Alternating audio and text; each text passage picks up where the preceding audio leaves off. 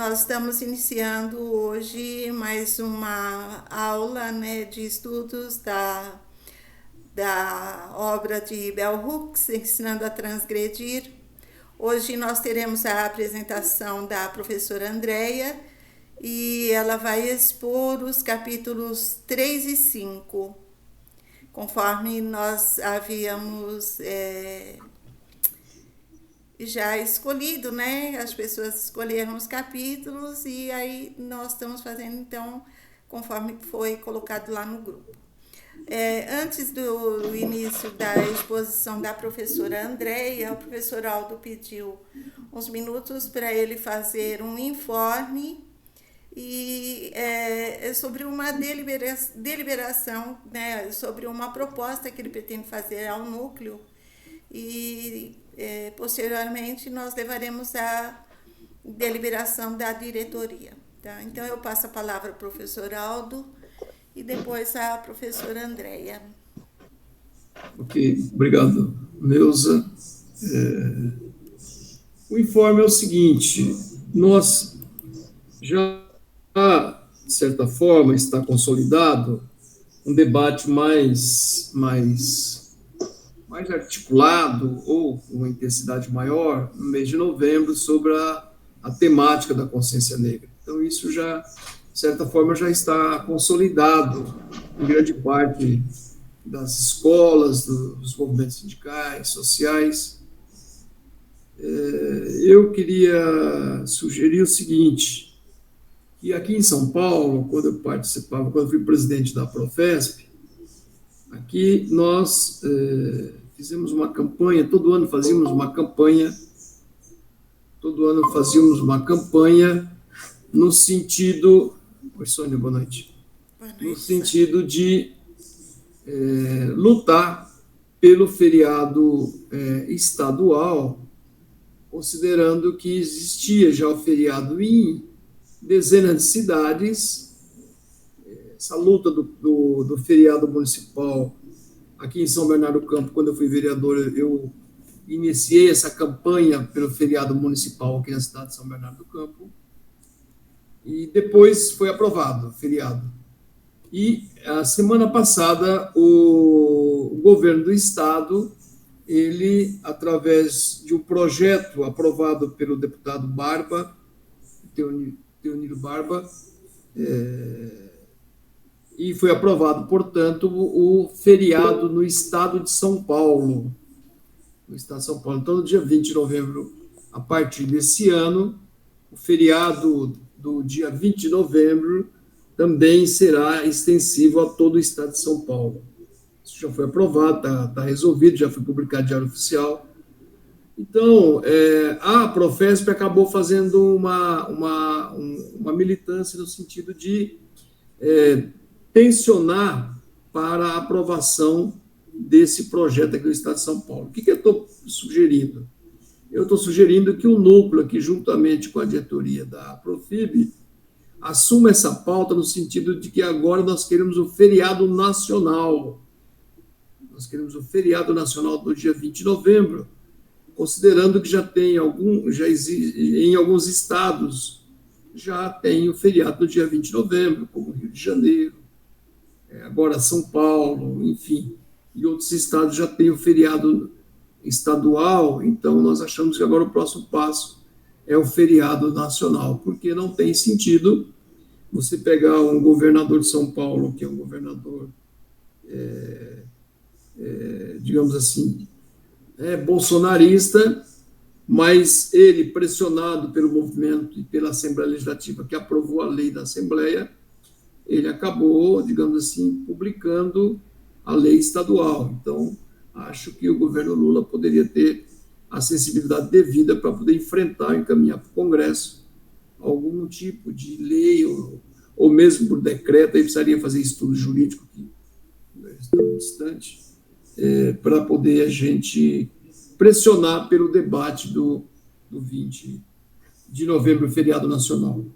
E como estamos aproximando o mês de novembro, como eu disse, é um mês que esse debate volta com maior intensidade sobre a questão questão de Zumbi dos Palmares, do assassinato de Zumbi em 1695, eu acho que nós aqui do Núcleo também poderíamos apresentar pelo menos uns 3 livros para poder os professores de filosofia fazer uma temática dos professores de filosofia, pelo menos 3 livros básicos, não precisam ser. A gente também botar muitos livros que ninguém sabe como que é a leitura do povo, né? É muito pouca. Então, eu tinha pensado no racismo estrutural, tinha pensado em alguém indicar um livro também da filosofia africana, e até mesmo esse livro que nós estamos estudando aqui, como 3 livros referência para a gente fazer o debate nos lugares possíveis ou nos estados onde se fizer necessário. Estou apenas dando informe, porque o objetivo hoje é a aula da professora Andréia, eu não quero em nenhum momento atrapalhar. Então, apenas uma sugestão para que a gente possa refletir e a Neuza depois levar para a diretoria da Profib, ver o que pode ser feito também. É isso. Obrigado. E desculpa, viu, André, tomar parte do seu tempo. O Aldacir e a Sônia levantou a mão. Eu só vou pedir. Eu só levantei a mão só para complementar o informe que o Aldo está dando. Sim. Só para dizer, antes que a professora entre, eu estou aqui também numa reunião, por isso que eu vou ficar só ouvindo. Mas, Aldo, esse projeto nacional, ele já está no Congresso há um tempão, e agora ele está na CCJ, e a gente vai pressionar pressionar no sentido de dar umas catucadas no deputado Rui Falcão, que é o presidente da CCJ, e se eu não estou enganado, é um projeto de lei do deputado Vicentinho. Então eu já até dei uma perguntada para ele, para a gente dar uma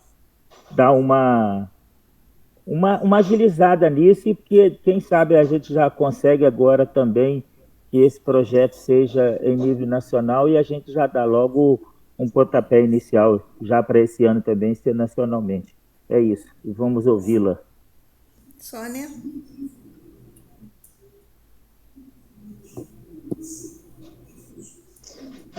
Boa noite, então, pessoal. Obrigada pela iniciativa, Aldo. Muito importante mesmo que isso se torne algo obrigatório a nível federal, né? Eu nem sei por que ficou a critério dos estados e municípios isso, mas é importantíssimo. E eu queria pedir desculpa para vocês pela minha falta que não frequento muito as reuniões e, enfim, e me justificar. É que eu sou professora, né, aqui da Rede Estadual do Rio de Janeiro, e eu dou aula à noite, justamente no período que as reuniões são feitas, né. Mas eu assisto depois. Assisti as aulas da Sônia, excelentes, ótimas, adorei, aprendi muito. Me despertou também vários pontos para reflexão, acho que explorou muito bem. E é isso, gente. Eu fiz o seguinte, eu fiquei com 2 capítulos, mas o primeiro, que é o 3, eu fiz um texto para apresentar para vocês, espero que não fique chato eu ficar lendo, mas eu acho que vai ser uma forma melhor de eu apresentar isso.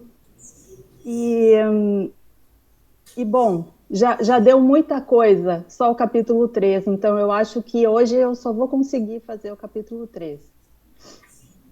É que a questão do multiculturalismo, como a Sônia já tinha começado a abordar na última aula, ela é uma questão delicada, é uma questão que tem nuances, né? Como a Sônia também já fez a pesquisa, né? Que eu vou complementar aqui também. Apresenta nuances, apresenta armadilhas também, né? A questão do multiculturalismo. E está na ordem do dia. As leis, as legislações, os estudos acadêmicos abordam isso. Tá virando... Acho que até a Bell Hooks fala mesmo que é uma certa moda até, né, utilizar. Na área da educação também a interdisciplinaridade tem essa característica, né, de ser usada muito, o termo usado de forma imprópria às vezes, de forma esvaziada, principalmente, de forma rasteira, né, sem gerar as implicações que deveria gerar. E é isso, é um fenômeno no nosso campo, né? A utilização exacerbada dessa palavra, muitas vezes sem efetivamente produzir os efeitos radicais que a gente espera que produzam, né? Bom, vou começar então, gente.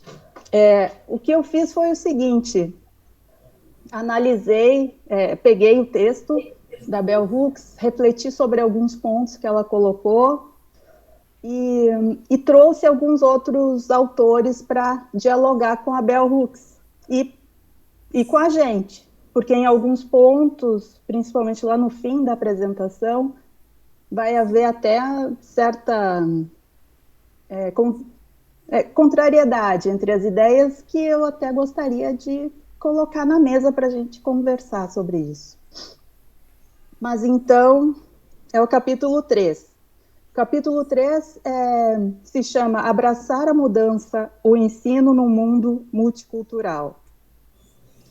Bom, nesse capítulo, a Bell Hooks reflete sobre os modos de pôr em prática uma concepção radicalmente democrática de educação através de uma perspectiva multicultural.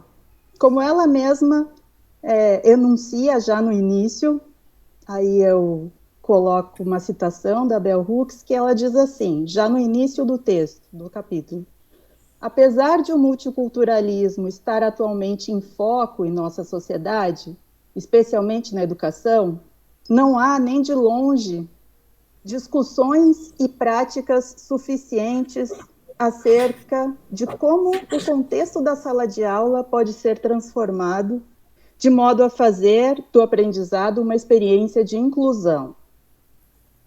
Ou seja, está na ordem do dia, é um conceito que está nas bocas, mas na sala de aula a gente ainda não conseguiu aprofundar a prática disso, né? Bom, e de fato, tanto em seu contexto próprio, o da Bell Hooks, quanto no contexto brasileiro, não há como negar que, embora o conceito do multiculturalismo esteja em alta nas pesquisas acadêmicas na área de educação e na cultura de maneira geral, a sala de aula ainda não está sabendo garantir uma abordagem multicultural capaz de formar cidadãos atentos às questões raciais e de discriminação a partir de outros marcadores e aptos a construir uma verdadeira democracia racial. Nesse texto, a Bell Hooks focaliza a atuação dos professores e sua incapacidade de colocar um projeto multiculturalista progressista, vamos colocar dessa forma, né, nesse primeiro momento, em prática. Bom, fazendo um paralelo do relato que a Bell Hooks faz do contexto dela, com a situação do multiculturalismo na educação brasileira, a gente não pode deixar de mencionar a Lei 10.639, né, que é importantíssima e que nesse ano faz 20 anos. 20 anos é muito tempo. Mas, apesar de fazer 20 anos, a gente, né, que está em sala de aula e que percorre as escolas, vê que isso não se dá da maneira mais profunda. Bom, essa lei ela é fruto da luta histórica do movimento negro. E a sua promulgação é um marco muito importante na direção da conquista do reconhecimento dos direitos reparativos. Segundo essa lei, a Lei de Diretrizes e Bases, que é a lei de maior estatura na política educacional do Estado brasileiro, a LDB foi alterada a partir dessa lei no que diz respeito à sua abordagem das relações étnico-raciais. Ela torna obrigatória, no âmbito de todo o currículo da educação básica, o ensino da história e da cultura afro-brasileira, incluindo o ensino da história da África, dos africanos, isso entre aspas, é o texto legal. História da África, dos africanos, a luta dos negros no Brasil, a cultura negra brasileira e o negro na formação da sociedade nacional, resgatando a contribuição do povo negro nas áreas social, econômica, política, pertinentes à história do Brasil. Bom, o sentido dessa lei, ela vai muito além da mera ampliação de conteúdos no currículo da educação básica. Trata-se de uma mudança que visa a objetivos sociais, uma reparação histórica que tem como finalidade uma outra compreensão das questões étnico-raciais e do papel do povo negro no Brasil, implicando claramente no questionamento do racismo e enraizado no contexto brasileiro. Ou seja, trata-se de uma orientação de mudança qualitativa, não somente quantitativa, não se trata só de acumular mais conteúdos. Visa, assim, estabelecer uma educação crítica em relação ao racismo e apontar a contribuição que a educação intercultural pode dar para a sua superação. E aí eu trago um trechinho de uma entrevista que a Petronília Beatriz Gonçalves e Silva, que é a relatora do parecer dessa lei, ela diz o seguinte: esse parecer que ela fez esclarece com precisão que a obrigatoriedade do ensino de história e cultura afro-brasileira e africana não visa tornar os brasileiros mais eruditos, mas reeducar as relações étnico-raciais, a fim de que todos, descendentes de europeus, asiáticos, africanos e povos indígenas, valorizem a identidade, a cultura e a história dos negros que constituem o segmento mais desrespeitado da nossa sociedade.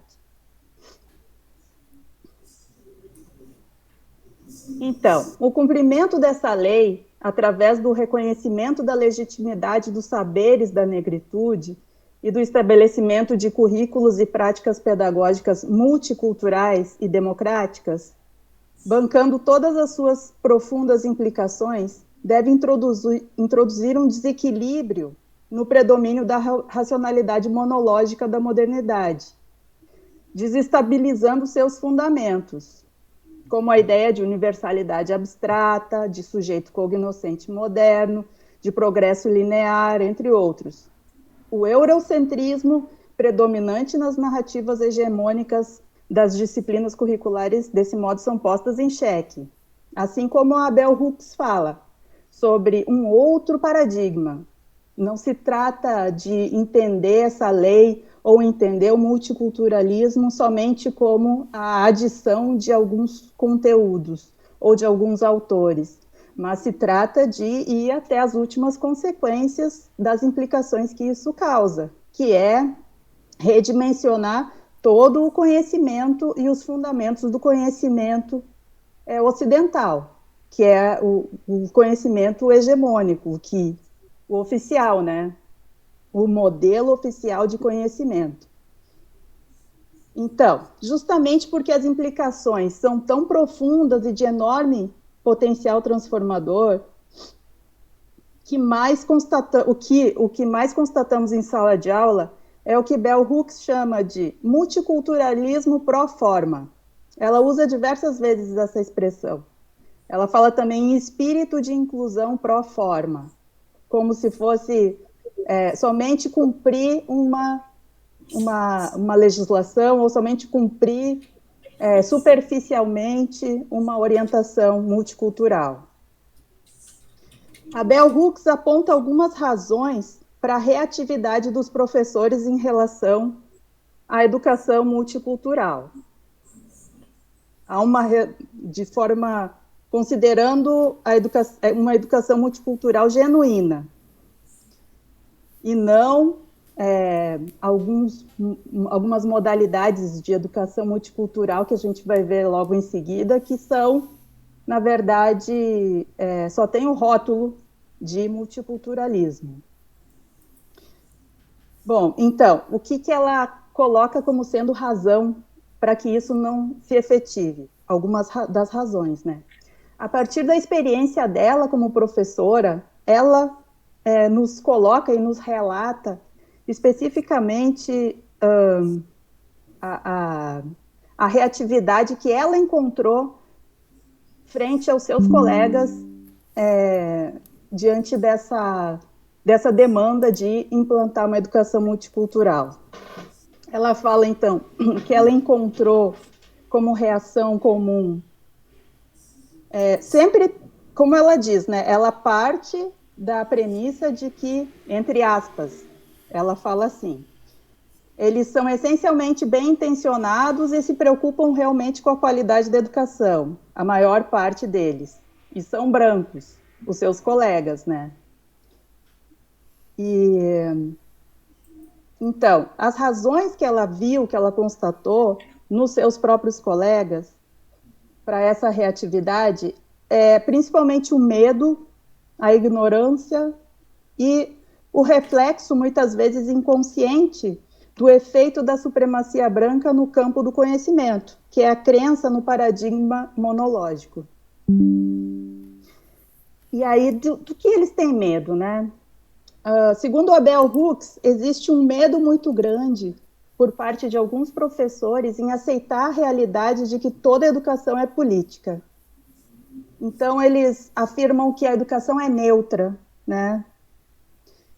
Muitos se apegam, então, a essa ilusão de neutralidade e rechaçam a introdução de questões raciais, de gênero, de tensões políticas, né?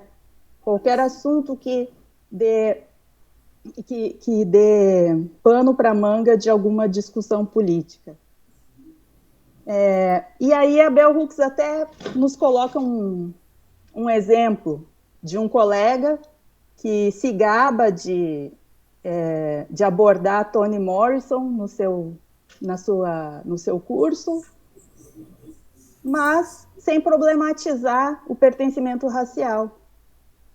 Ou então aborda alguns autores ou algumas temáticas raciais no fim do curso, só para cumprir tabela, digamos assim. Sem redimensionar todo o resto do seu conteúdo. Bom, eles também têm medo do quê? Tem medo da abertura desse modelo epistemológico do multiculturalismo, pois não dominam a abordagem que extrapola o cânone, a suposta e aí entre aspas, única forma de pensamento e de experiência, a qual éramos encorajados a crer que fosse universal. De certo modo, eu sou formada antes da lei. Na verdade, eu me formei já depois, mas eu não peguei a implantação dela na faculdade. Acredito que vocês também devam ter frequentado a universidade, pelo menos na graduação, num período em que ela é totalmente diferente do que ela é hoje, né? Hoje ela é muito mais diversa. E até os conteúdos que são acolhidos pela pesquisa, por força, por uma tensão, né? Por uma luta interna, já são outros. Mas na minha época, por exemplo, na filosofia, nem filosofia oriental, nada, qualquer coisa, muito menos filosofia africana era considerado filosofia, né? Na verdade, eu só estudei uma mulher na minha graduação inteira. Eu só estudei de mulher a Hannah Arendt. Nenhuma outra mulher. E o impressionante é que isso não me escandalizava na época. Eu não me dava conta, sabe? Como isso é É escandaloso hoje aos meus olhos, mas como eu pude ser cega quanto a isso.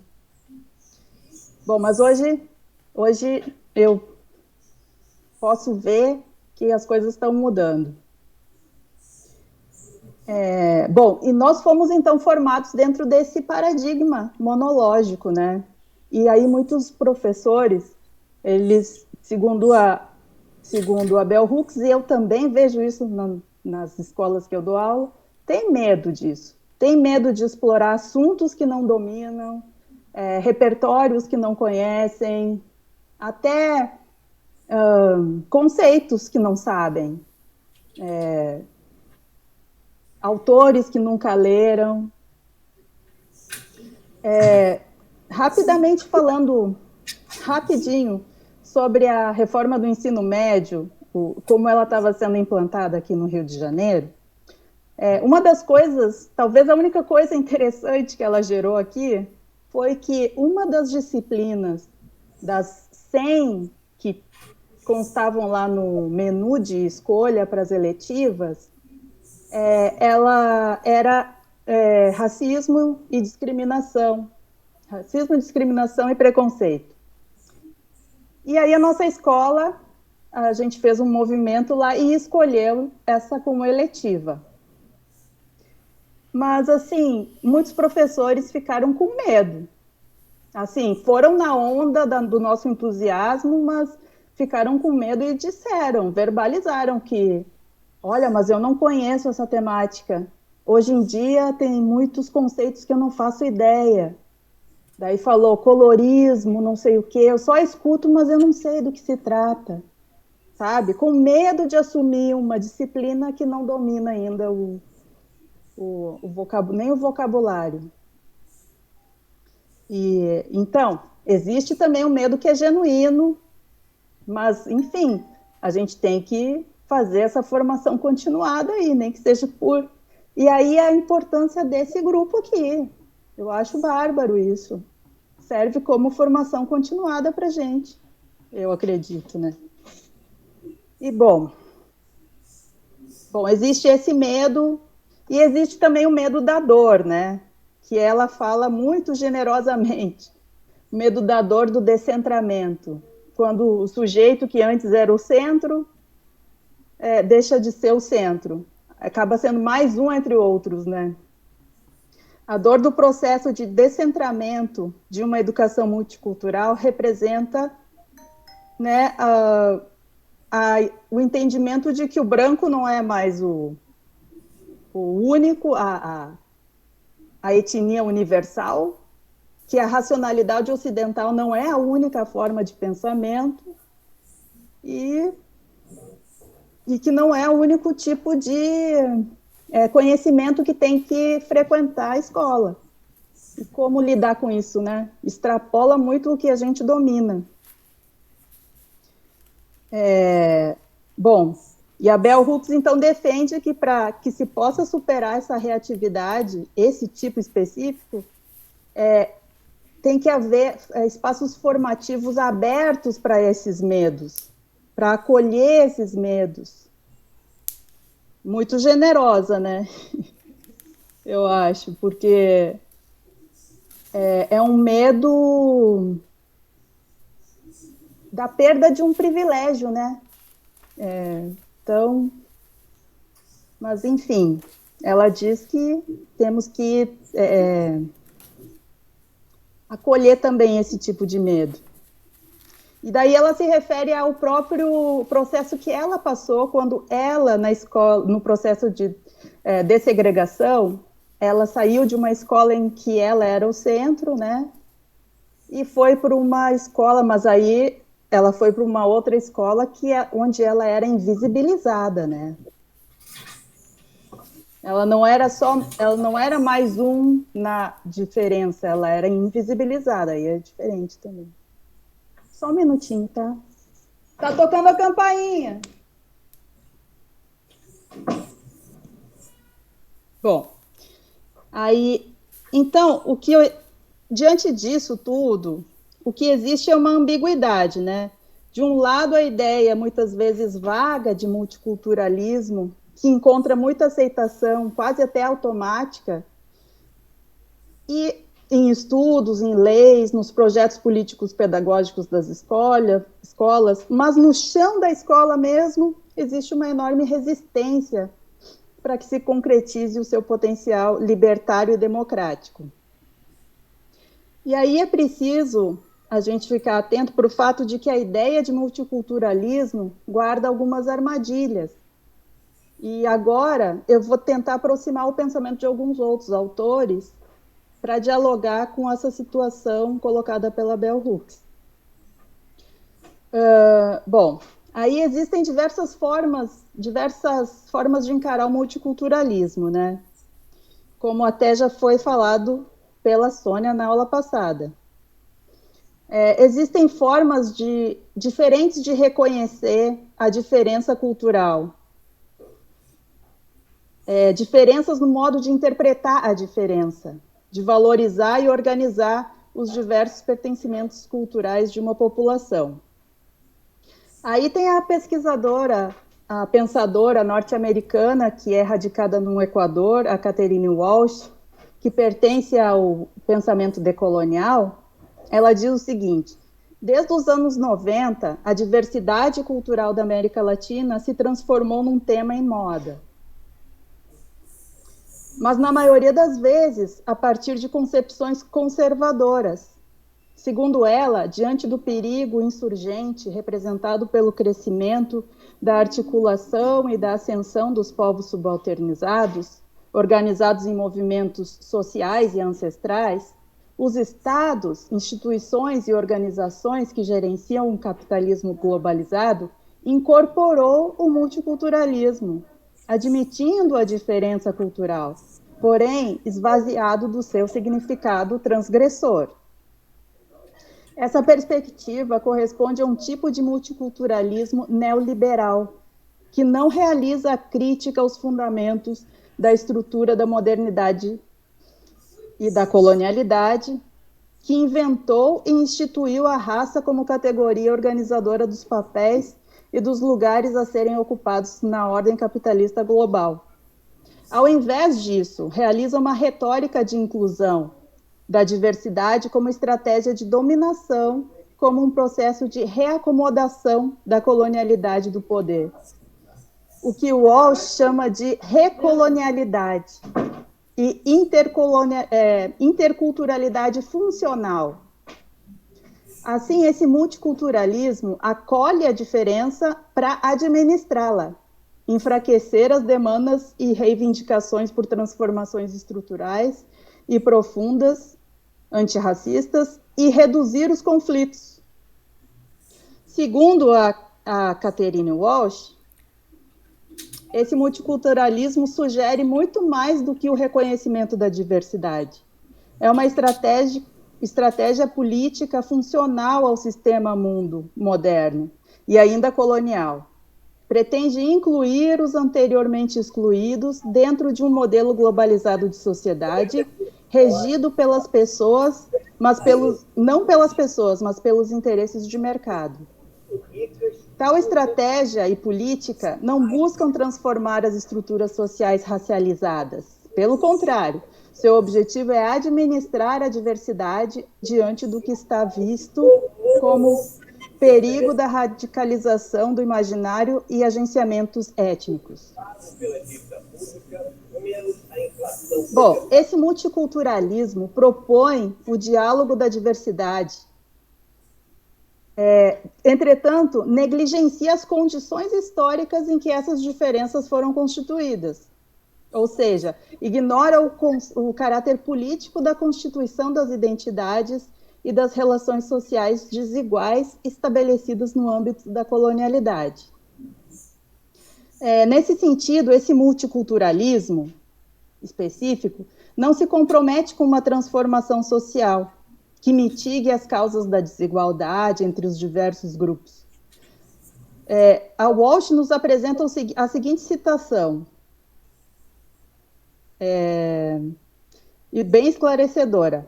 No interculturalismo funcional, busca-se o diálogo e a tolerância, sem tocar as causas da assimetria social. e cultural hoje vigentes. A assimetria social e a discriminação cultural tornam inviável o diálogo intercultural autêntico. E aí, a Bell Hooks, ela também, no capítulo anterior ao 3, o 2, que a Sônia falou na aula passada, ela traz também uma citação do Peter McLaren, que também vai nessa direção.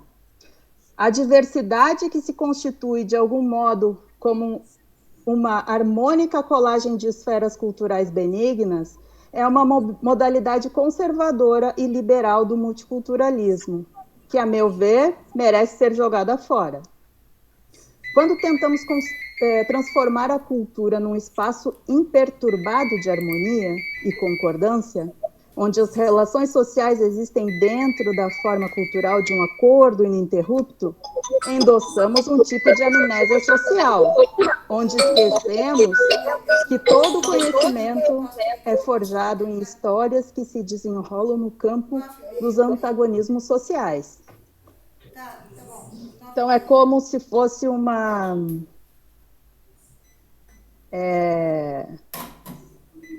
pasteurização do multiculturalismo, né? Um sequestro mesmo do conceito para utilização, esvaziamento e reorientação dele. Bom, daí tem uma teórica brasileira, a Vera Kandal, que ela fala o seguinte: ela estuda o multiculturalismo na educação brasileira. E ela fala o seguinte, segundo ela, tem 2 tipos de multiculturalismo que desviam de uma abordagem capaz de provocar profundas transformações sociais. Um deles é o multiculturalismo assimilacionista, que parte do reconhecimento da existência de uma diversidade cultural, bem como da desigualdade social existente entre os diversos grupos. Mas o encaminhamento da solução, a partir dessa constatação, é a promoção do impulso ao acesso dos grupos subalternizados à cultura hegemônica. E aí diz a Kandal: no entanto, não se mexe na matriz da sociedade, procura-se assimilar os grupos marginalizados e descriminalizados aos valores, mentalidades, conhecimentos socialmente valorizados pela cultura hegemônica.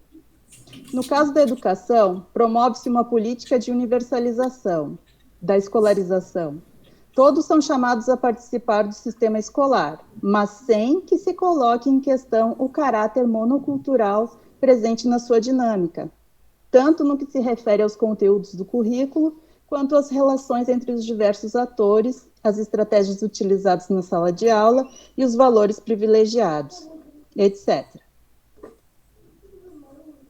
Bom, gente, e aí tem uma questão que fica, que é o outro tipo de multiculturalismo que a Vera Kandal coloca como sendo também uma adulteração do que seria como é que diz a Bell Hooks? Deixa eu ver como é que ela fala. Perversão da visão progressista de diversidade. Ela fala assim, essa seria outra forma de perversão de multiculturalismo que a Kandal coloca. Que é a seguinte, o multiculturalismo diferencialista, também chamado de monocultura plural. Essa vertente postula o reconhecimento da diferença e seu fortalecimento através da garantia de espaços destinados à sua expressão. Com base no direito à diferença, além de apontar a necessidade de acesso de populações socioculturais diferentes a direitos sociais e econômicos, ou seja, ao compartilhamento de igualdade em termos de cidadania, esse tipo de multiculturalismo também defende, e é aí que reside o ponto problemático, segundo Kandal, a formação de comunidades culturais homogêneas, com suas próprias organizações, bairros, escolas, igrejas, clubes, associações. Na prática, em muitas sociedades atuais, terminou-se por favorecer a criação de verdadeiros, entre aspas, apartheids culturais, segundo a Kandel. Isso é uma citação.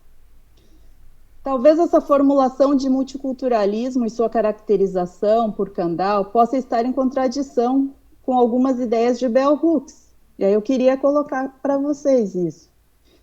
Dado o modo como ela se refere às escolas segregadas, que eram politizadas, consistentes, estratégicas para a formação de alunos para a luta antirracista, em uma sociedade em que impera a supremacia branca. É algo para a gente conversar. Bom, a posição de Kandel é que essa noção pode favorecer uma concepção essencialista e estática das identidades, e não proporcionar condições para o estabelecimento de um diálogo intercultural. Em vez de uma educação para a diferença, em que haja o reconhecimento do outro, essa vertente pode convergir para o reconhecimento restrito de si e dos semelhantes, o que não ajuda na diminuição do fosso que separa os diferentes grupos e que pode agravar a dificuldade de reunião desses grupos diversos para a criação de soluções comuns.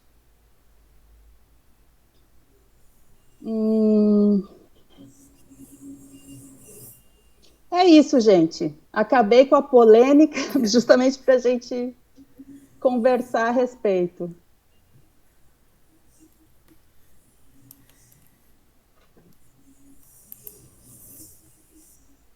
Quem quer começar?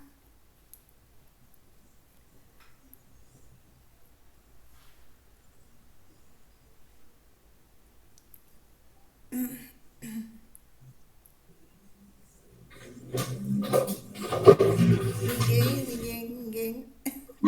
Está todo mundo refletindo ainda. Deixa, então, eu... Vai, Carlos. Ok. Não é questionamento nem nada, Andréia. Primeiro eu quero parabenizá-la, né, pela clareza na exposição, né, e eu tenho o hábito de, durante as falas, ir escrevendo algumas coisas, pontuando alguns comentários aí no chat, né. Então eu quero voltar a alguns pontos que até fiz questão de pontuar. Um deles, quando você traz essa questão do capítulo, que é Bell Hooks trabalha, que é a questão do medo, né. Eu acho que a gente tem até que acrescentar hoje em dia, por exemplo, é uma situação que eu estou vivendo agora, né? No estado de Minas Gerais. Além do medo de lidar com conceitos, né, teorias novos, né, e teorias novas, ainda tem a questão de não ter o reconhecimento do próprio estado.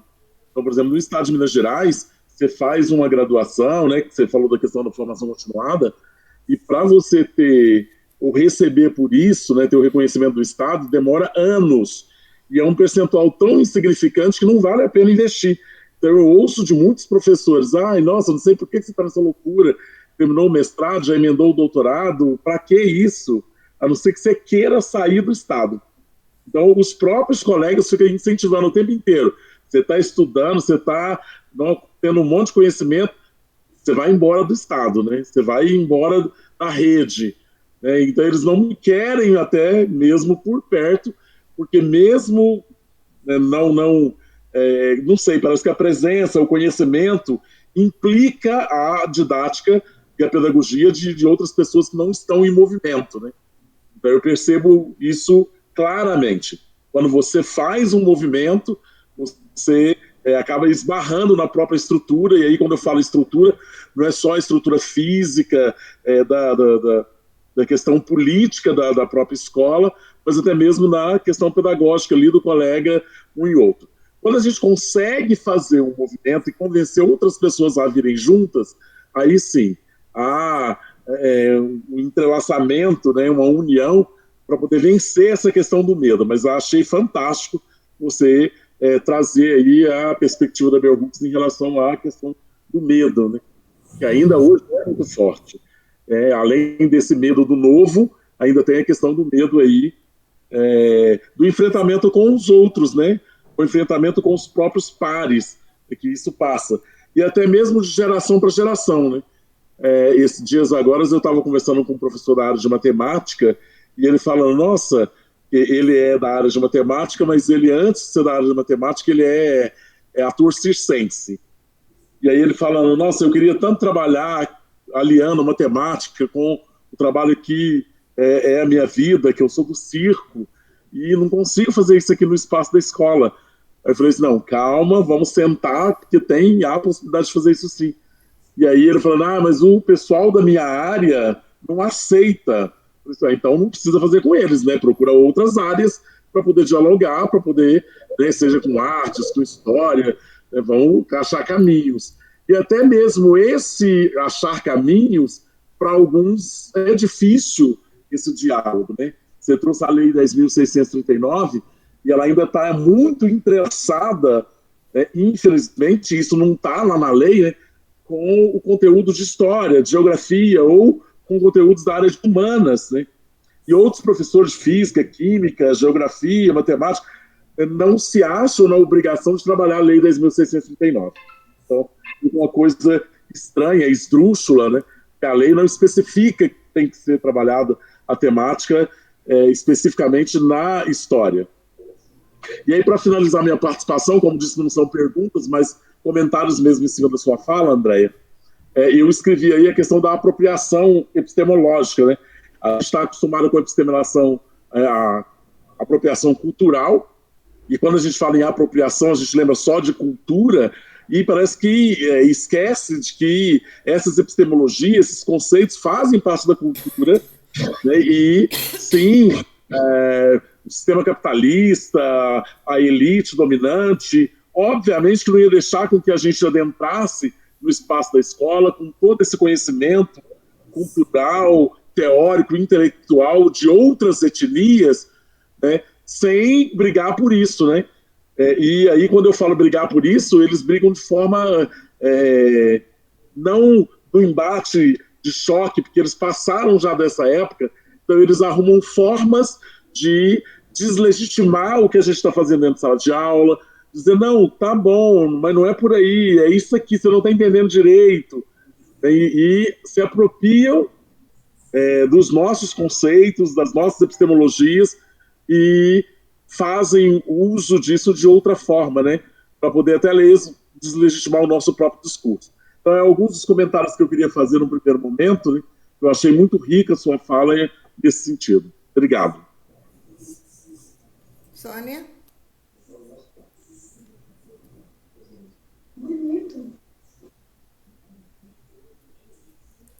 Precisa ligar o microfone, Sônia.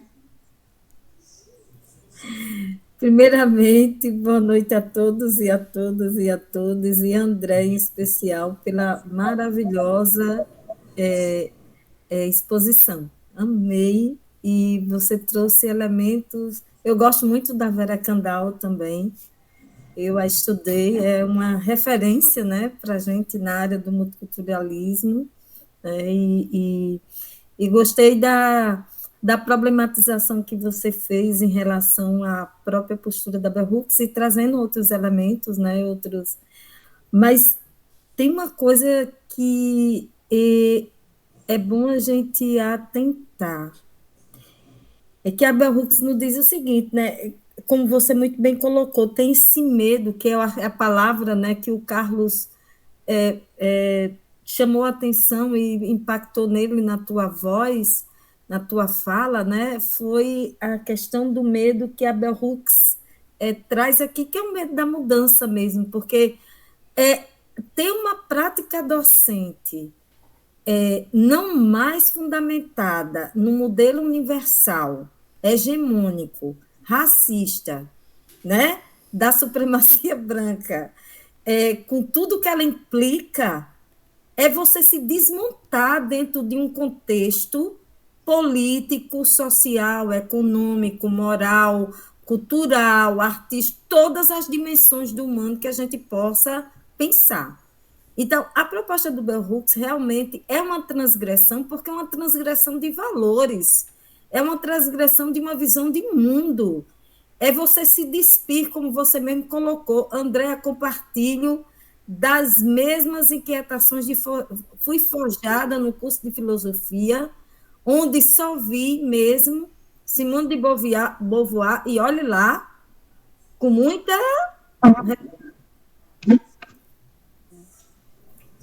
Eu acho. Não? Hã? Cortou? Eu não ouvi. Não, tá perfeito. Foi só eu que eu não ouvi? Não, eu acho que só então você. foi minha rede aqui.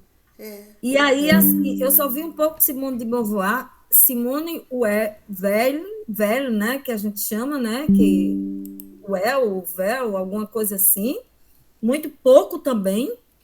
E aí nós criamos no curso de filosofia um jornal onde a gente queria discutir as mulheres na filosofia. A gente deu uma de revolucionário lá, entendeu? Formamos um grupo que se chamava Ataraxia, e a gente queria mais era ver poesia e ver as mulheres dentro da filosofia, que a gente estava cansado de ver só homens. Mas isso assim não foi tão adiante, mas pelo menos despertou, né? Mas é como você também, eu também sofri também dessa coisa que despertou, mas não foi suficiente para eu fazer, por exemplo, o meu TCC, que a gente chama hoje de TCC, na época era monografia no meu, né? A minha dissertação de mestrado é com as mulheres filósofas. Eu vim fazer isso no doutorado, com a Hannah Arendt, com a Edith Stein. Ainda não tinha descoberto a Bell Hooks, porque senão eu tinha mudado minha tese todinha, pode ter certeza disso. E aí, então, assim, é de se desconstruir. O que eu senti foi um processo de desconstrução. E o multiculturalismo, eu vou lhe dizer, só despertou enquanto uma prática docente comigo na pandemia, quando eu me descobri negra, mulher negra, vivendo dentro de uma sociedade racista, opressora, na pandemia. Por quê? E como eu me descobri? É porque nos movimentos de angústia da pandemia, as únicas músicas que me acalmavam eram as africanas. Então, foram essas músicas que me fez reconectar com a minha ancestralidade e me fez ver qual era o meu papel dentro do campo epistemológico, social, econômico, onde é que estava a minha voz e me fez despertar. Isso foi uma desconstrução. E o multiculturalismo que ela propõe, realmente, as pessoas, principalmente a editez branca, né, o povo branco, mas eu também evidencio o povo negro, e aí eu incluo os pardos. Isso é difícil porque aqui, pelo menos no Brasil, como o Abdias do Nascimento coloca, a gente ainda vive dentro de o mito da democracia racial.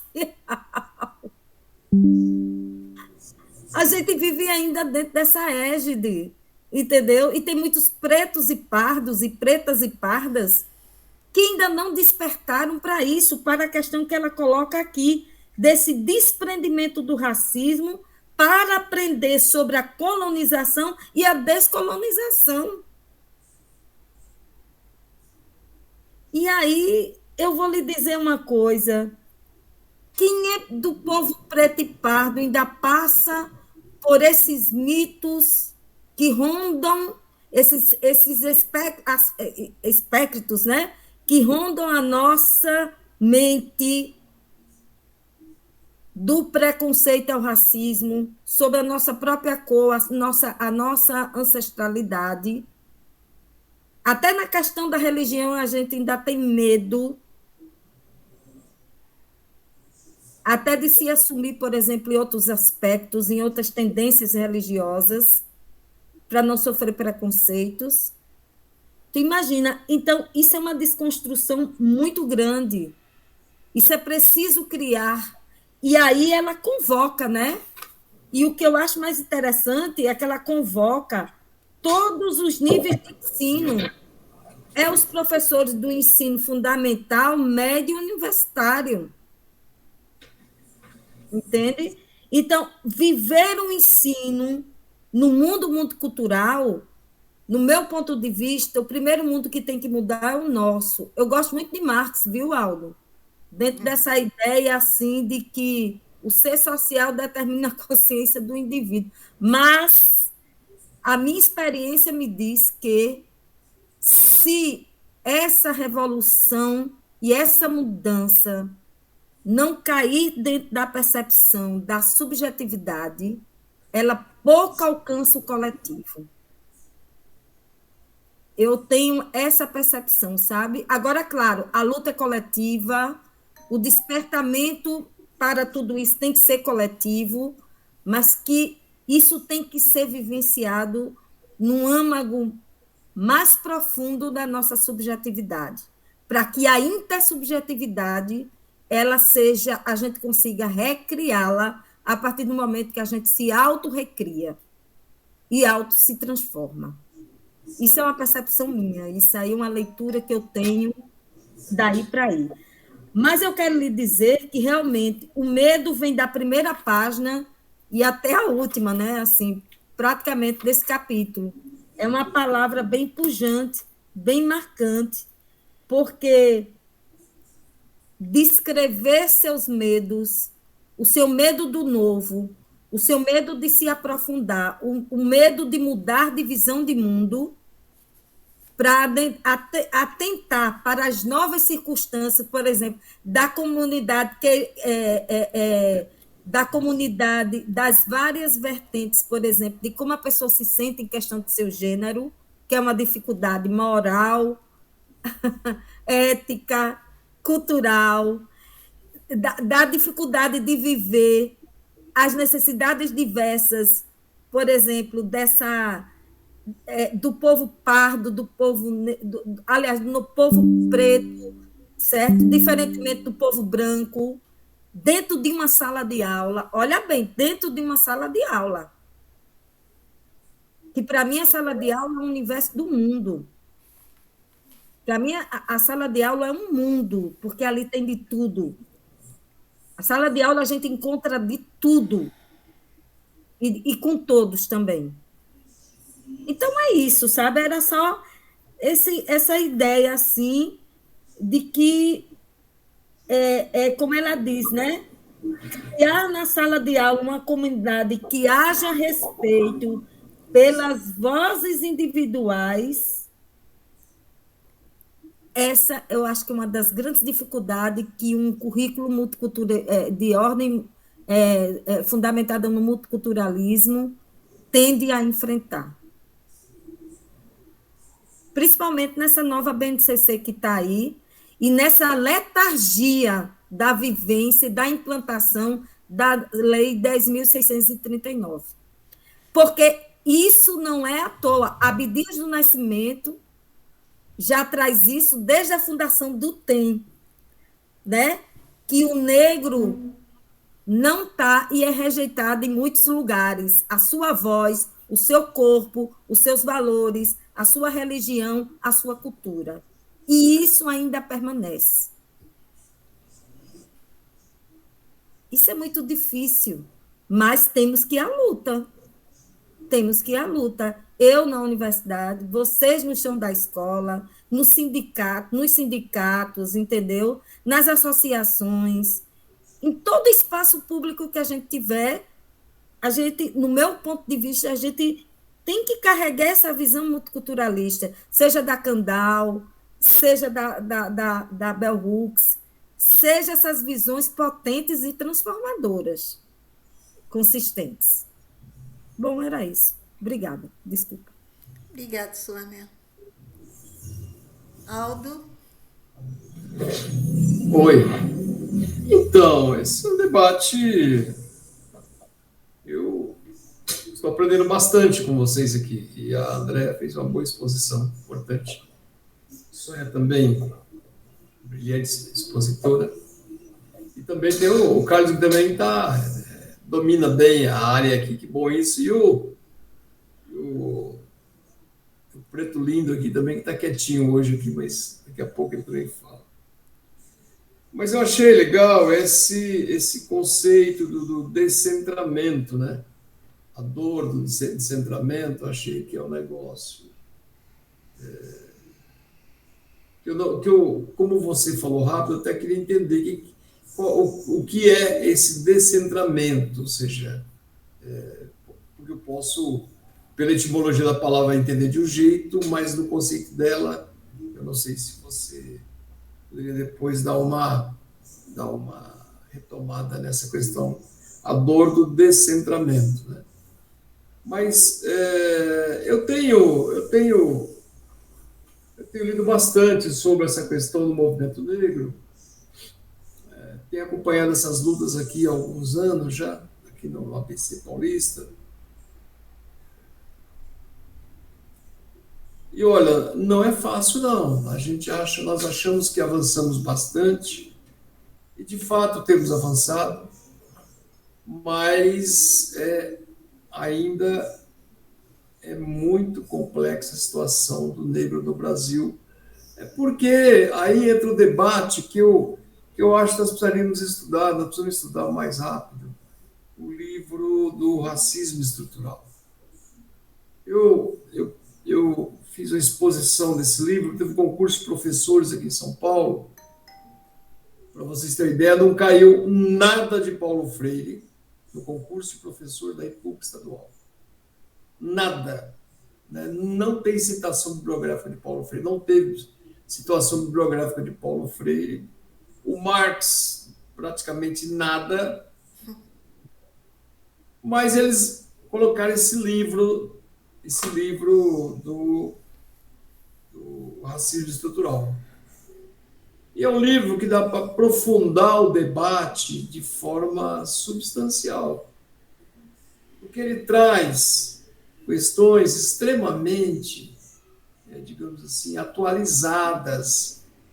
E é um livro que dialoga sobre o problema, né, sociológico, antropológico, filosófico, jurídico, e ele apresenta os conceitos novos e que eu entendo que ele poderia ajudar a gente nas reflexões necessárias. Né? Porque se nós não partirmos da compreensão que ele coloca de que o racismo ele faz parte da estrutura de dominação de poder, ele não é o racismo não é um elemento só individual. Eu fui vítima do racismo, eu vou reagir. Tem que reagir. Não é só um elemento institucional. Olha, a Secretaria de Educação não está fazendo o que devia fazer, não está implementando a lei que diz que tem que implementar da questão racial. Não, ele diz o seguinte, é a estrutura de poder. O racismo está presente na estrutura de poder, da mesma forma que quando eles instituíram a escravidão, também foi um ato de poder. Vocês, né, o primeiro leilão de africanos, em 1444, foi um ato governamental. Né?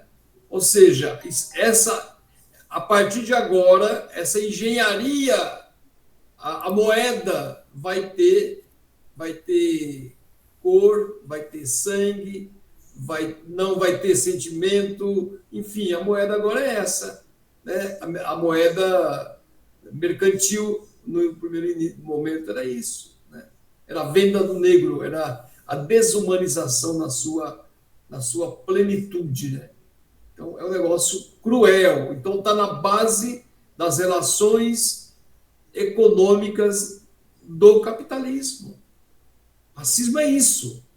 Não é um problema moral. Não, é que ele se expressa na problemática moral. Isso não é bom, isso não é legal. Não, mas o problema é muito mais profundo. Para você, por exemplo, ter uma ideia, a gente lê esses livros que eu acho extremamente importante, o multiculturalismo, as autoras, mas eu entendo que se esse debate não for contextualizado dentro da questões ou da concepção de classe, se não for dentro desse contexto, nós podemos estar tendo os melhores discursos do mundo, as maiores elaborações inconsistentes, mas as transformações do ponto de vista estrutural não ocorrem, não vão ocorrer.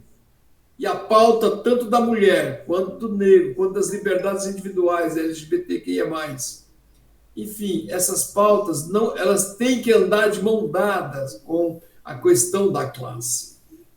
A politização tem que andar de mão dadas. Por exemplo, as mulheres estão corretas, tem que fazer o debate para poder sair candidata para poder ocupar o espaço do poder. E, como diz o próprio autor, e não achar que isso é um fim em si mesmo, e pelo contrário, isso é uma ação meramente institucional, que é disputar um poder. A pessoa chega lá, por exemplo, acha, não, agora eu vou transformar, mas nada. Entendeu? Está dentro do arco, está dentro do espectro da dominação capitalista. Todas as nossas literaturas, todos os nossos livros que são feitos, têm que apontar isso. Se não apontar isso, eu acho... mas é importante que as elaborações? Claro que é importante. Ninguém é maluco para dizer que outras teóricas não cumprem um papel importante, né? Porque durante décadas e séculos o epistemicídio praticamente... né, nós estávamos fora, o negro estava fora de qualquer avaliação, de qualquer leitura, de qualquer estudo, pesquisa. Não existia nas universidades. As universidades eram estudo do branco, do europeu, do dominante, ponto final. Né? Nesse sentido que eu acho que o livro do Laurentino, os 3 volumes dele, embora eu não concorde com a linha teórica dele, mas eles são indispensáveis para nós termos a dimensão da tragédia que foi a escravidão no mundo, e particularmente no Brasil. Esses 3 livros, eu entendo que o professor precisa ler. Os 3 livros do Laurentino. De um detalhamento do significado do sofrimento, do que transformaram a moeda humana. É um negócio inimaginável. E ele traz conceitos extremamente importantes, inclusive uma revisão histórica por conta do Abdias do Nascimento, do que ele pensava de um jeito, e o Abdias pensava de um jeito, ele pensava do outro, mas ele se convenceu que o Abdias estava certo em relação ao genocídio do povo negro. Em relação ao genocídio do povo negro. Isso foi um verdadeiro genocídio. Então, assim, então, eu queria dizer que esse debate aqui é um debate importante. Quando a Sônia fala, eu também gosto do Marx, eu também gosto. O Marx enfim, o Marx é um estudioso fantástico, né, gente? Ele botou o dedo na ferida. Ele nos ajudou a compreender a mecânica de dominação capitalista. Ele nos ajudou, do ponto de vista filosófico, a dizer o seguinte: olha, o recorte epistemológico que ele fez é fantástico. Esses pensadores, os filósofos burgueses até hoje ficarem só interpretando o mundo, pode parar com isso. Nós precisamos transformar o mundo. Transformar significa o quê?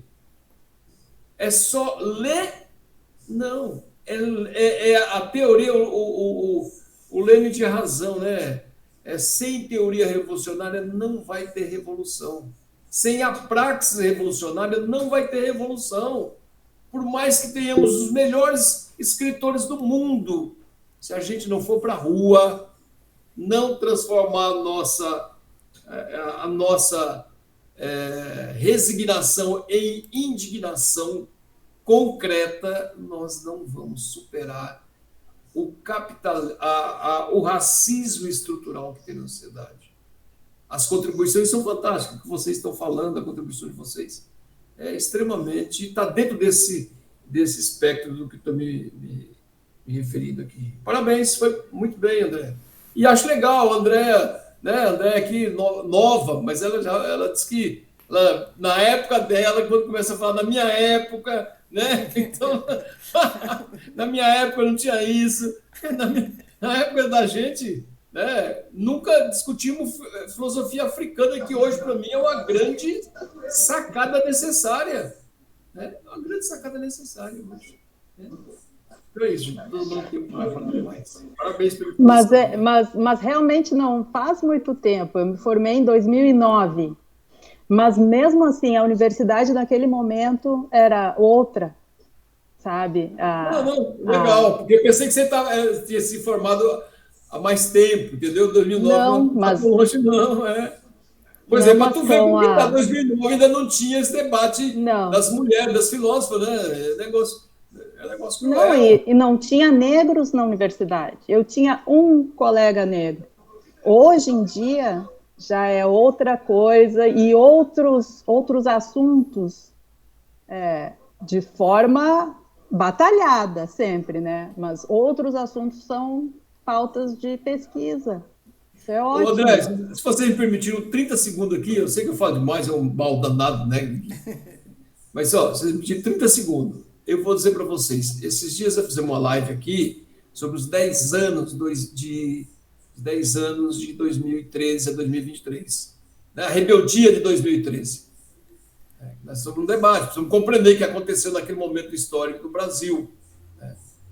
Eu ousei dizer de que se nós estamos com esse, digamos assim, relativo avanço do ponto de vista de conteúdo sociológico e filosófico, isso está diretamente relacionado com aquilo que nós conquistamos a partir de 2008, 2009, 2010, 11, 12, está relacionado com a nossa luta pela obrigatoriedade da filosofia e a sociologia do ensino médio brasileiro. Para mim, isso está claro, nítido como nunca.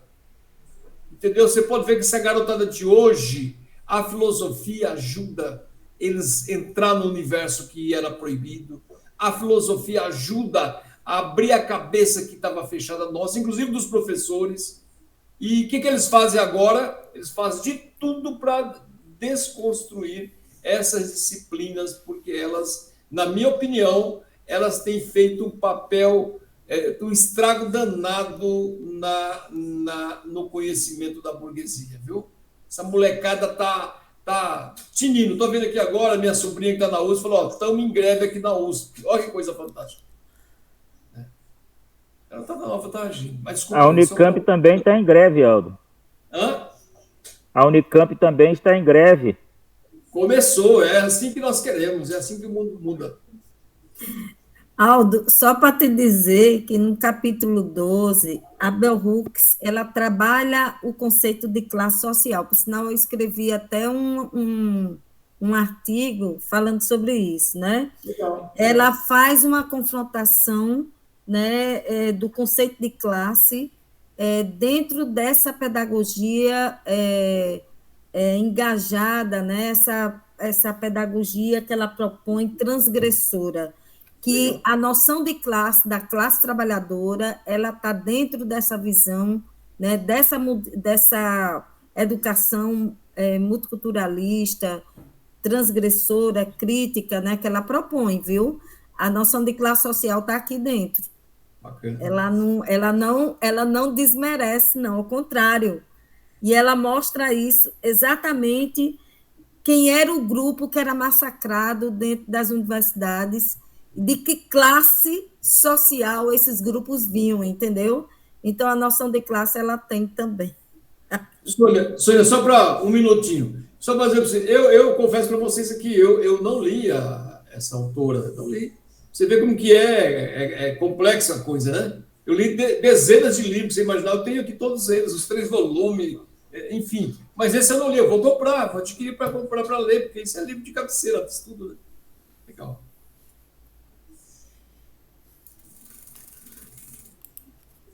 Aldaci?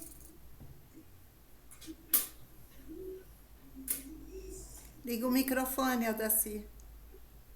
Eu só falei aquela hora ali que estava comentando com aquele comentário, mas eu não vou fazer nenhum comentário agora não, porque eu estava prestando atenção aqui e em outra questão também, mas estava ouvindo bem. Aí eu só queria, quando a Andréa fala na minha época, aí eu queria dizer que a gente que já está de barba e cabelo branco, o que a gente vai falar, né, Aldo? Nós estamos... Aí nós temos que ficar... Se ela fala na minha época, o que diremos nós? Não, mas eu falo na minha época principalmente porque foi antes que a lei de cotas apresentasse os seus efeitos. Principalmente Não, porque foi um divisor de água. É só para descontrair um pouco. Não, é que em 95, 93, quando nós criamos o pré-vestibular para negros e carentes, que foi um grande trabalho de revolução que nós fizemos, era um debate, principalmente no Rio de Janeiro, que a gente ele começou com uma cooperativa em Salvador, chamada Cooperativa Steve Bicos, que era os alunos da UFBA, que começou a preparar outros alunos, porque dentro do estado e de um município com a maior população negra percentual do Brasil, né, você olhava dentro da Universidade Federal, da UFBA, às vezes você via um aqui, outro ali, e principalmente nos cursos de humanas. Aí algumas pessoas já, professores, educadores lá, alguns militantes, eles criaram um primeiro cursinho pré-vestibular para preparar os alunos da periferia para entrar na UFBA. E em 93, quando nós fizemos, eu participei, ajudei a organizar, que foi o primeiro seminário de estudantes e universitários negros, chamado SENUM, que foi na UFBA, em Salvador, e aí nós tivemos conhecimentos de perto com esse cursinho, e foi criado, então, lá, com a ajuda do Frei Davi, nós criamos o primeiro núcleo do pré-vestibular para negros e carentes, que foi na Baixada Fluminense, em São João de Meriti. Dali ele espalhou por todo o Rio de Janeiro. Um tempo depois, claro, o Davi criou a Educafro, mas nós continuamos com o PVNC. Hoje você vai encontrar gente fazendo doutorado, gente com mestrado, que são oriundos do pré-vestibular para negros e carentes, que foi um projeto muito interessante. E naquele período, logo depois, se eu não me engano, 95 ou 96, eu não estou bem lembrado agora, nós estivemos em Brasília, numa reunião com na época, era o José Gregório, que era o secretário nacional de Direitos Humanos, e nós tivemos uma reunião lá, juntamente com o Ivaí, que a gente discutia naquele período que cada aluno negro precisava de $1.500 para se manter na universidade, porque não bastava a gente colocar o aluno na universidade pública, ou mesmo na PUC, que ele tinha 100% de bolsa, mas ele tinha que arcar com alimentação, os livros, que são caros, na verdade. Então, a gente começou a criar um sistema que os alunos oriundos do PVNC, eles precisavam de algo a mais.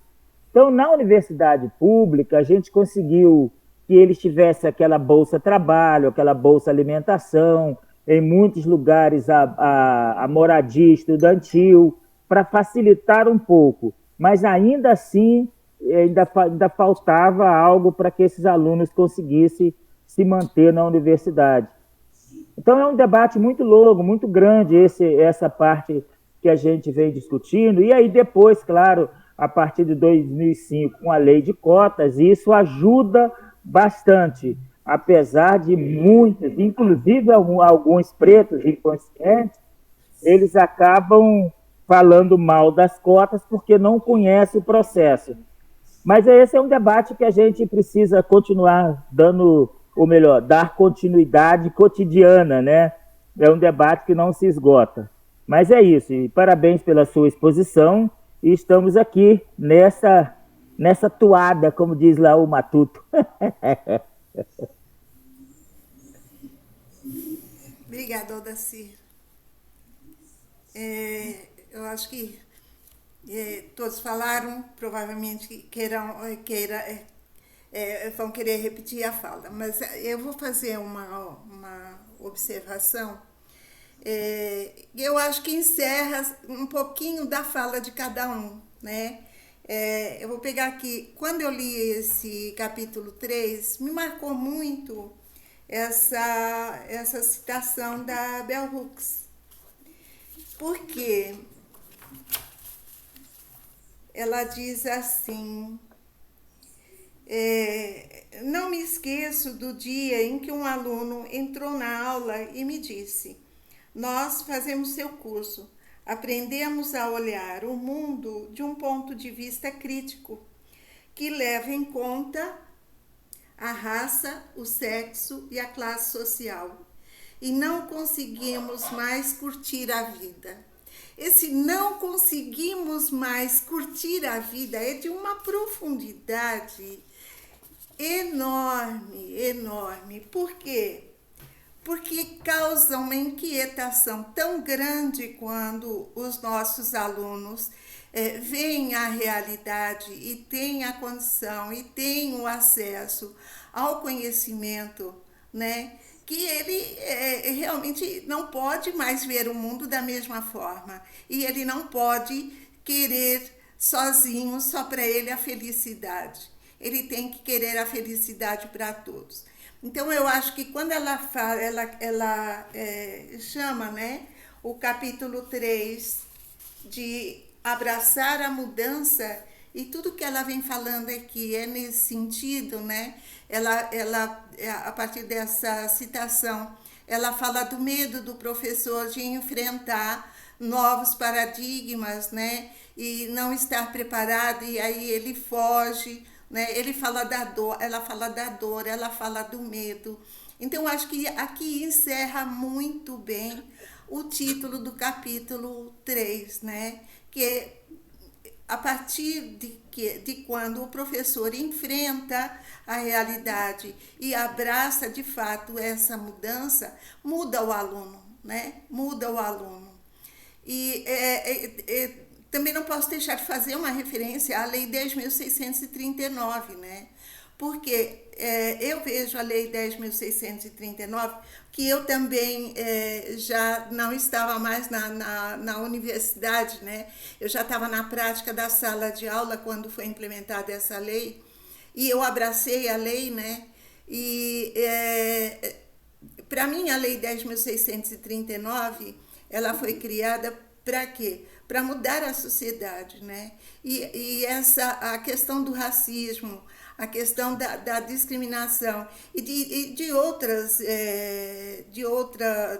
outros preconceitos também só vão poder ser extintos realmente a partir da educação, né? E da educação desde pequenininho, como disse a deputada, desde antes do ensino fundamental. Desde a creche você tem que começar a trabalhar a questão da história e filosofia africana, né? Para mostrar esse aluno, para mostrar essa criança, né? Que a diversidade, para provocar a aceitação, né? Que é um dos problemas também, né? Que provoca o racismo e impede a luta, né, das pessoas. Então, eu queria chamar a atenção para isso, né, para essa citação dela. Eu gosto de ler os livros físicos, não gosto de ler livro virtual. Por quê? Porque eu gosto de rabiscar, né? Eu risco os livros e tal. E essa citação me marcou muito, eu fiz várias anotações nela. Então, é mais ou menos isso o que eu queria acrescentar depois da fala de vocês, que foi muito rica, sem falar da excelente exposição da Andréia. Alguém gostaria de complementar? Posso passar para a Andréia? Pode ir, Andréia, então, a palavra é sua. Então, em relação a essa citação que você falou agora, Neuza, pensei imediatamente quando eu li numa aluna minha, uma aluna negra, que vivia numa comunidade aqui na zona sul do Rio, o Cantagalo, e bom, a gente estava numa aula em que a temática era o racismo. E ela me falou que ela não sofria racismo. Ela disse que na comunidade onde ela vive, e ela predominantemente fica na comunidade, ela disse que não sofria opressão nenhuma.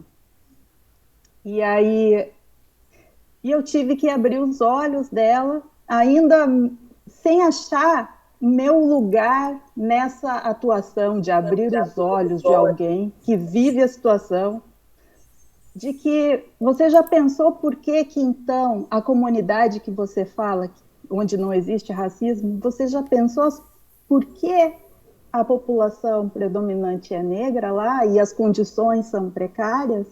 Por que existem favelas? E por que são habitadas? Isso é o racismo estrutural, né? Ela não enxergava que sofria racismo porque talvez nunca ninguém tenha feito uma injúria racial, né? O que é tipificado na lei, mas é a condição de vida dela e da família dela e dos vizinhos dela, ela não enxergou como sendo fruto do racismo. Por isso que é muito importante a gente redimensionar o enfoque que a gente dá para o racismo. Eu tenho 2 filhas, né, no ensino fundamental. Muitas vezes eu vi, pelos trabalhos que elas traziam da escola, que o racismo, lá em novembro sempre, né, era tratado como uma questão moral, como uma questão que necessitasse de conscientização, assim, é errado, não faça isso, sabe? Não como uma questão de esclarecimento estrutural, social, econômico, material mesmo. Então tem que haver essa outra abordagem do racismo por parte das escolas. E para isso eu acho que os professores muitas vezes não estão preparados. Porque eles tendem, na falta de repertório, na falta de leitura a respeito, tendem a tratar, pelo menos os da educação básica, tendem a tratar o racismo ainda como um fenômeno moral, individual, particular. E isso não ajuda a combater o racismo estrutural, né? Às vezes não ajuda nem ao sujeito enxergar se enxergar nesse fenômeno, né? Sobre o descentramento, a dor do descentramento, é um pouco também aquela dor que impede muitas vezes o professor deixar de praticar uma educação bancária, né? É um outro tipo de centramento que ele ocupa e que muitas vezes ele tem medo de horizontalizar uma sala de aula, perder a autoridade, né? Em relação à abordagem racial, aí abrir mão do papel de sujeito universal, né? Nesse sentido, o centro, de sujeito modelo de humanidade. As outras raças, os outros pertencimentos raciais são só particulares desvios do modelo de humanidade. E aí, abrir mão desse lugar de privilégio talvez seja doloroso para alguns. Talvez também seja aí um motivo de medo. Que mais?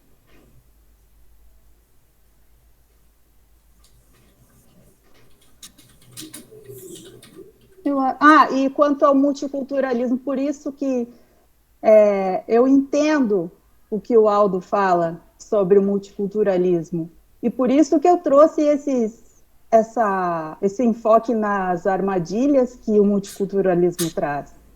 Eu vejo um pessoal da esquerda, às vezes, ter muita bronca com o conceito ou com a abordagem multicultural, por achar que todo o multiculturalismo é celebratório, todo multiculturalismo é somente a celebração das diferenças.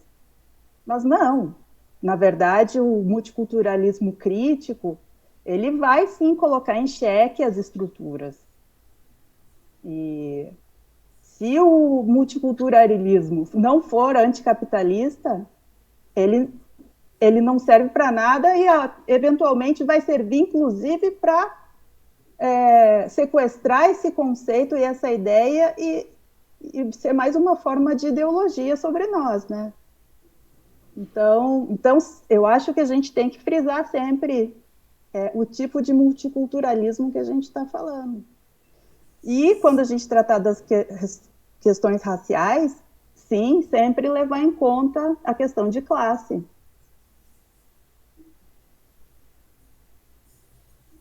Eu penso que a Bell Hooks, o tempo todo, ela traz essa questão da classe, né? Assim, era a classe trabalhadora que estava lá na zona mais pobre dos Estados Unidos, era a classe negra trabalhadora que ia para a cozinha, que ia para a fábrica, que estava em outros aspectos, sofria, além da discriminação racial, mas também a discriminação econômica, a discriminação social. Essa daí assim, é como você diz, né?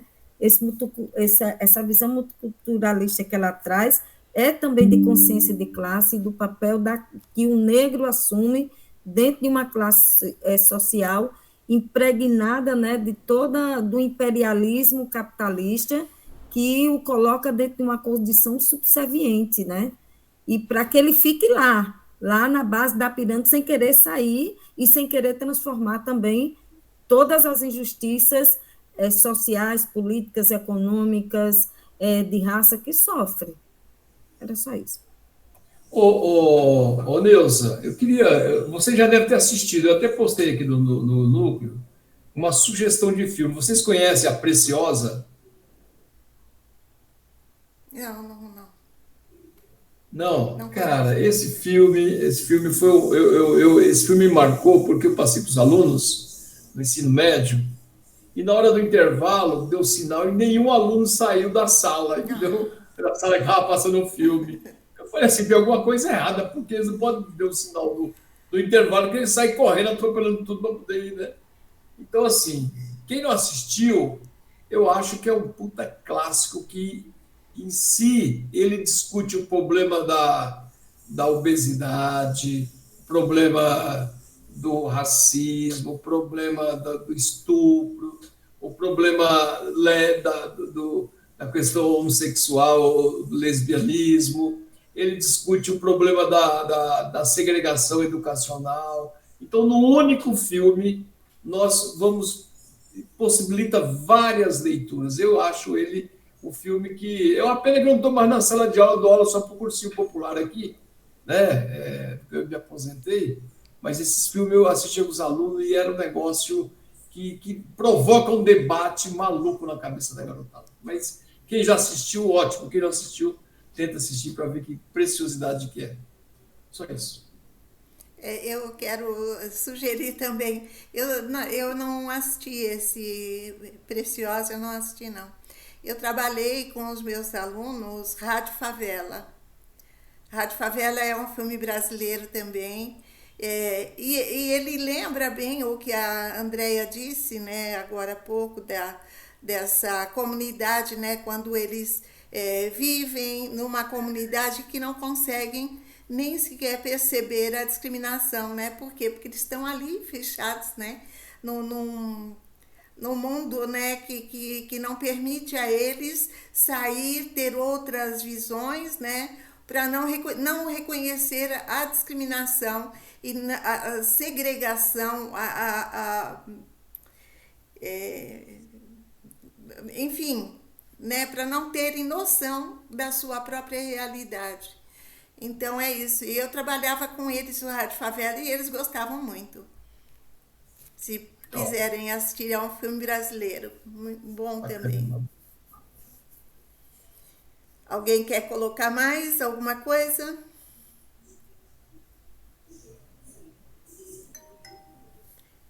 Então tá, você quer encerrar, Andréia? Acho que sim. Então, Acho tá que bom. foi legal. Acho que já todo mundo falou que, né, o que achava. Sim, sim, muito bom. E Então tá bom. que bom que existe esse espaço aqui, gente. Eu também, Você foi muito bem, viu, também Andréia? estou gostando Você foi muito. E muito olha, bem, viu? Que eu, bom. eu aqui, quando a Sônia falou, né, que se conhecesse Bell Hooks, tinha mudado o doutorado dela, eu se conhecesse Bell Hooks também quando estava lá em 2008, 2009, na sala de aula, trabalhando a questão racial com os meus alunos, teria sido maravilhoso e eu teria conseguido, com certeza, trazer mais pessoas para o mundo real. Porque eu também trabalhava numa comunidade onde havia essa segregação, né? E é segregação mesmo. Então, acho que é isso. Tá? Encerramos por aqui. Obrigada, Andréia. Obrigada a todos. O nosso próximo encontro vai ser o capítulo 5 ou o capítulo 4 pelo Aldacir? Muita coisa para ele. Ok, sem problema. Eu vou me preparar para isso. Capítulo. Então, Andréia, fica na ordem, pode ser? Então tá bom. O próximo encontro, o Gente, Aldacir. deixa eu falar uma coisa para vocês antes de sair. No dia 26, tem uma audiência pública sobre os 20 anos da Lei 10.639 e vai ser na Câmara Municipal, tá? E é bem provável que eu participe e a Marilândia já até me pediu para eu participar e eu vou estar lá, tá? Tá. Legal. Ok. Então, Um abraço. bom, Tchau. Então tá, até a próxima, então. Tchau, gente. Boa noite, hein? Boa semana. Boa noite. Tchau. Boa noite, boa Tchau. semana a todos. A luta continua. Opa, A luta firme. continua.